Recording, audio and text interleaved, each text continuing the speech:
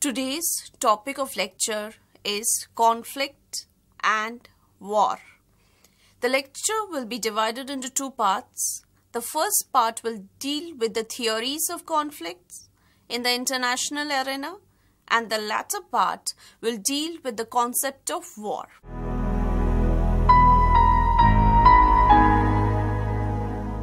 Now, when we start off with the theories of conflict, we have to understand what do we mean by a theory. A theory is a simplifying device that allows one to decide which facts matter and which do not. They are like colored lenses through which international system or the international scenario is looked at.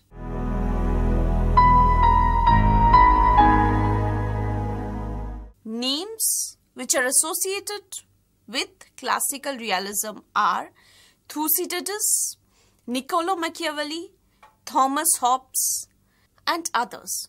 So what is realism? Now this is a theory which states that the main actors in international system are states, and they are the sovereign states, which means the decision of the state is final and no other actor can interfere in the decision of the state. Other actors like multinational corporations or international organizations have to work within the framework of the interstate relations. In realism, it is observed that the state's behavior is a reflection of human nature. Human nature, according to the realists, it's selfish. It thinks of only its own interests. Similarly, the sovereign state always aims at increasing, augmenting its national interest and its power. World politics is a struggle for power among the states, and each state tries to maximize its national interest. World politics is also the result of the balance of power in the international relations. States act to prevent any other state to be more dominating. World politics is about bargaining and alliances. Diplomacy is a key mechanism for balancing the various national interests. Military force is thought to be the most important tool according to the realists, and the world politics is self-help system. That is, every state is relying on the military resources to achieve their ends. These ends can be achieved through cooperation also, but the potential for conflict is much more than that of the cooperation.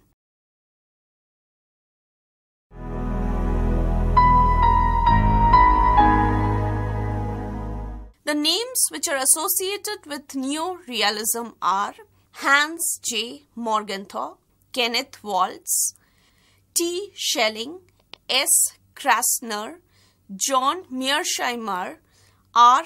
Gilpin, and others. Realism had its dominant position, but the real-world incidents like the Vietnam conflict, oil crisis, that led to the reassessment of the core tenets of realism.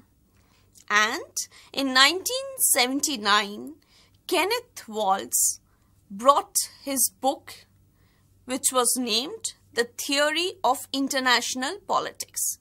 Now, this book rebooted realism.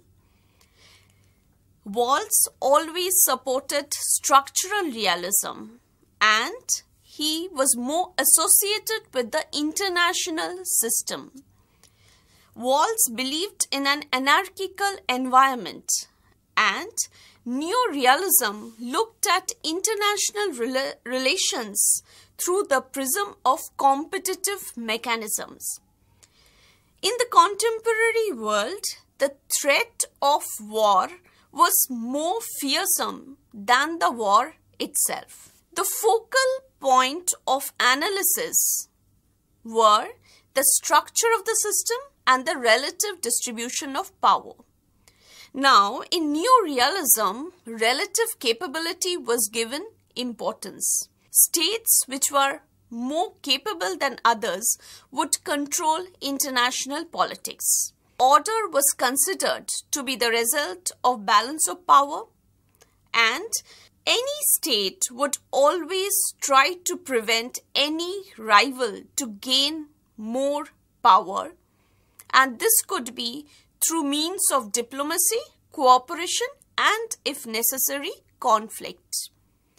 Security, according to neo-realism, is the function of power. Bipolar, multipolar, and unipolar structure of the international system had their own rules of the game. Now, we need to understand the differences between realism and neo-realism. Both agree that conflicts are unavoidable, but they differ on why the conflicts arise.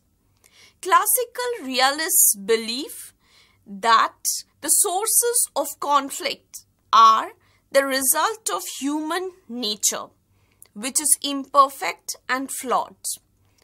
Neo-realists view conflict from a more vantage point. They reject the subjective nature of the classical school.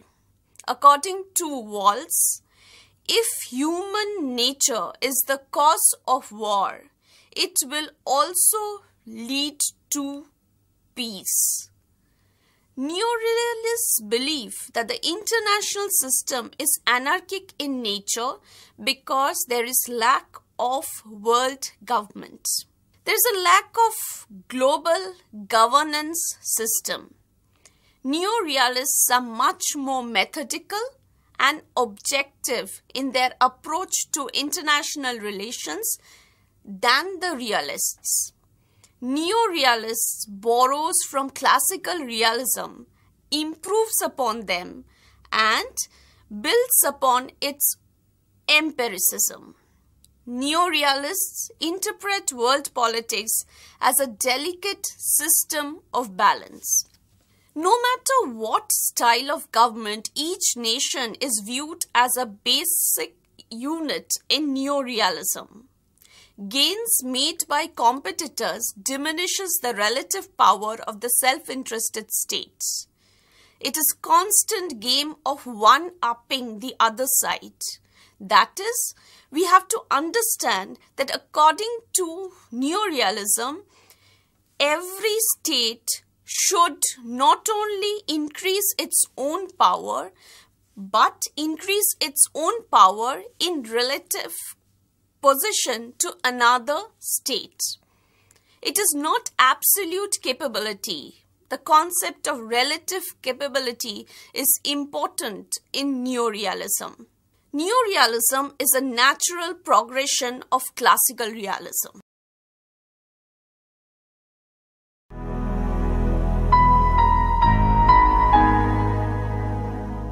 The names associated with this theory are A. Wendt, N. Onuf, P. Katzenstein, and others. Now, in this theory, emphasis has been given on human agency.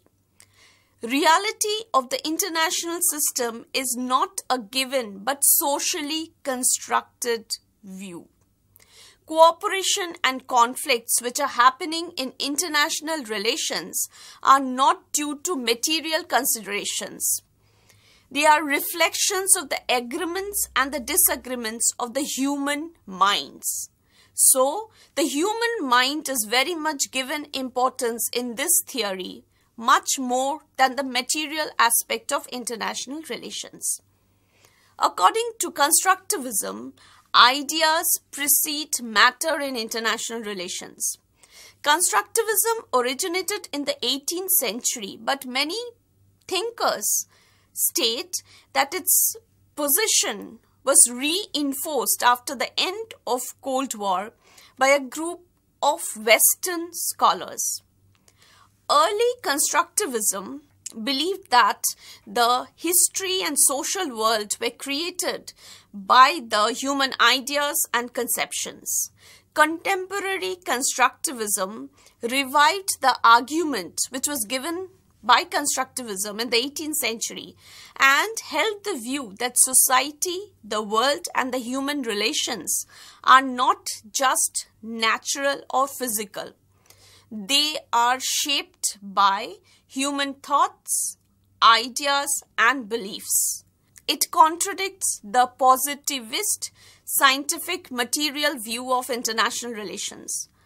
Constructivism prefers an ideational view of international relations. All human relations, including international relations, are made through conscious human efforts. As international politics is not governed by natural laws, these are controlled by man-made laws. Every material manifestation in international relation bears meaning given to it by human beings. According to Wendt, social structures emerge through human ideas. Human relations, including international relations, depend on the intersubjective beliefs which shape different kinds of human relations. Order is the result of social structure. Social structures are actually shaped by actors' identities, their interests, and not just their behavior. There's a constant interaction and negotiation which is happening in the international system among the social structures. There are several levels of actors which include the domestic, the societal or the national identity, the governmental, where the politicians and the bureaucrats play an important role, the bilateral or multilateral stage, where there is direct interaction on specific issues between state and non-state actors. And finally, the international, where there is a framework setting or agenda setting.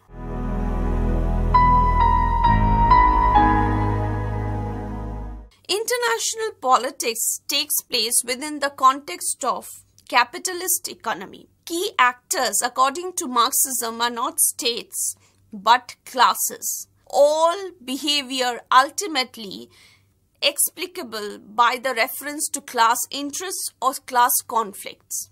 Order is the result of economic interests of international capitalism.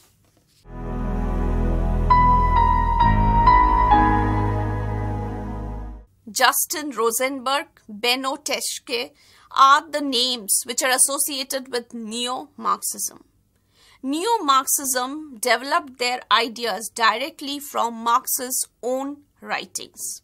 It returned to the fundamental tenets of Marxist thought, sought to reappropriate ideas that they regarded as being neglected or misinterpreted. Justin Rosenberg uses Marxist ideas to criticize the realist theory of international relations and the globalization theory. He seeks to develop an alternative approach that understands historical change in world politics as a reflection of the transformation in the prevailing relations of production.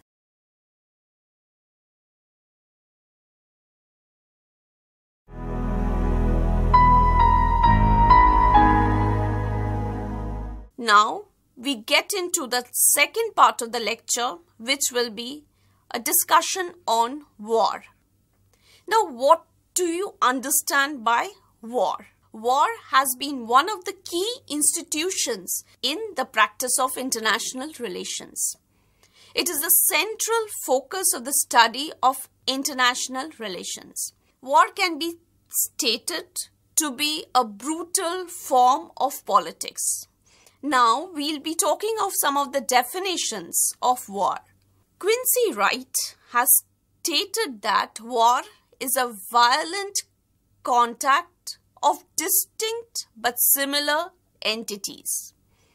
Karl von Clausewitz has defined war as an act of force intended to compel our opponents to fulfill our will.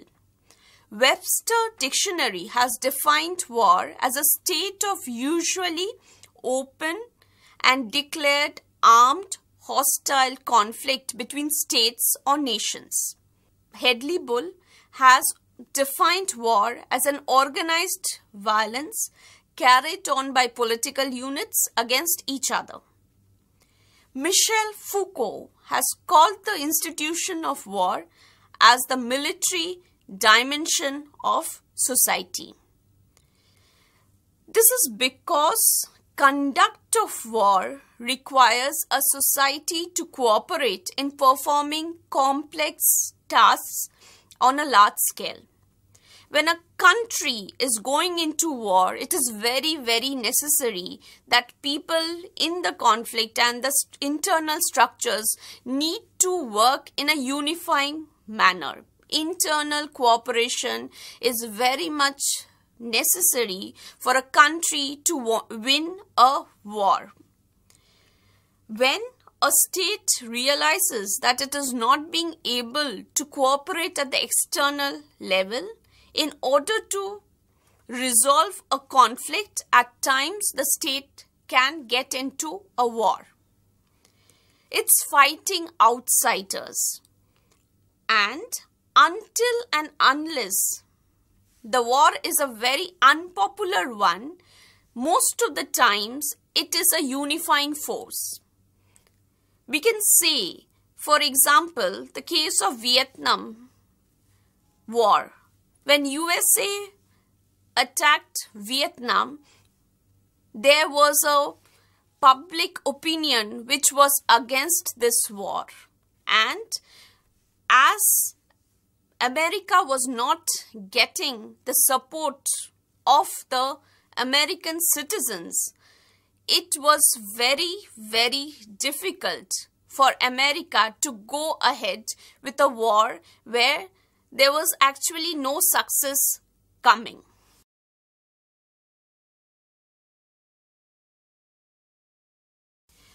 War can also be called a state of peace because when a country goes into war, it is thought that the dissident elements or the dissident structures which are there within the state, they at least during the time of war come together so that the state wins over its enemy. British strategic thinker Basil Liddell Hart has observed, if you want peace, understand war. War is a form of social and political behavior according to Clausewitz. The political nature of war has been evolving, and with coming in of the globalization, there has been a continuous erosion of the economic, political and cultural autonomy of states. War is both a highly organized and a highly organizing phenomenon. Sociologist Charles Tilly has observed, war made the state and state has made the war. The machinery of the state derived historically from the organizational demands of warfare. Modern states owe their origins and development due to the effects of earlier wars. States were born during Renaissance, which was a time of unprecedented violence. Intensity of the armed conflicts during this period triggered an early revolution in military affairs. The size of the armies increased. It was associated with more firepower. The costs of the warfare increased during this time.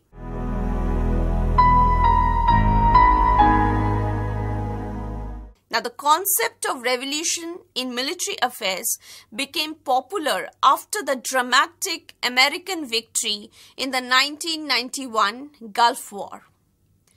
In this war, there was superior technology and doctrines which were utilized by America. Advanced guided weapons were utilized. Space satellites were also used by America. Former US Secretary of Defense William Cohen has defined revolution in military affairs as when a nation's military seizes an opportunity to transform its strategy, military doctrine, training, education, organization, equipment, operations, tactics to achieve decisive military results in fundamentally new ways. Most of the revolution in military affairs literature focuses on the implications of development in technologies which happened during the war in Kuwait 1991, Serbia 1999 and Iraq 2003. Current revolution in military affairs is based upon the Western concept of war fighting and may well be of utility only in certain well-defined situations. Use of smart weapons lead to achieving quick, clean victory in war. Few states do have smart weapons. Information age has brought in information warfare. Asymmetric warfare is taking place. Benjamin S. Lambeth warns that revolution in military affairs cannot be spawned merely by platforms, munitions, information systems, and hardware equities. There is a need for clarity of goals backed by proficiency and boldness in execution. It's not only technological magic which can bring victory in war. There is a need for organizational, conceptual, and other human inputs in order to make a country successful.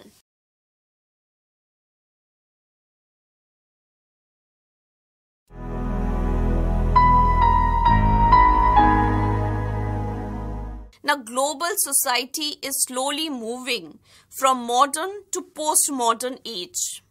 There are changes in economic, cultural, social and political scenario which is happening in the international system. These changes are bringing in changes in the concept of state and nation.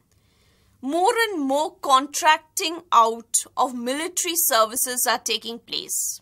Globalization has weakened the national identity or the national forms of identity.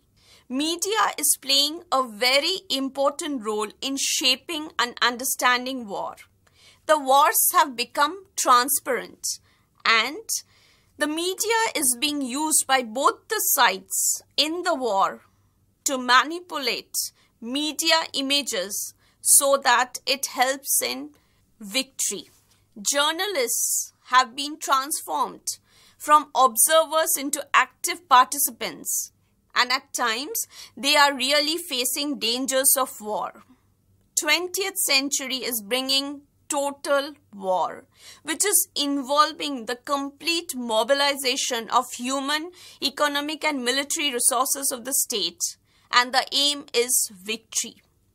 The effects of industrial revolution, the advent of popular democracy and modern bureaucracy have led to nationalization of war, and the whole society is involved in it.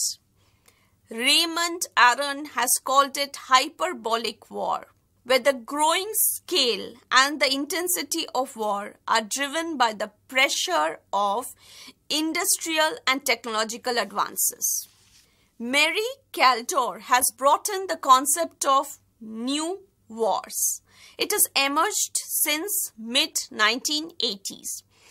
These new wars are related to disintegration and collapse of states. The impact of globalization on the international system has taken place. There are more of intrastate than interstate conflicts today. New wars occur in situations where the economy is poor, taxation capability of the state is going down, the state power is going down, there is increase in criminality, increase in corruption. Feminization of war is taking place. That means many states in the world are recruiting more women in their military. Similarly, the opposite side, that is the guerrilla groups or the terrorist outfits, they are also recruiting women. Women have come to play a visible and an important role in the front line activities. War is less common and less deadly in the 1945 to 92 period. Though war always remains a brutal and inhuman form of politics. Many commentators are observing that there is obsolescence of war. The North Atlantic region has been described as a security community. It is a group of states for whom the war has disappeared because whenever there are mutual disputes, they resolve it in a peaceful manner. But they continue to use war against non-democratic countries. Democracies may engage in war in order to throw out non-democratic regimes. The aim is to have a democratic zone of peace. Even non-democracies may be averse to fighting wars when they realize that they and the great powers, all of them are having nuclear weapons. Today, every state talks of peace but actually prepares for war. But it is very necessary to have hopes of a war-less international relations.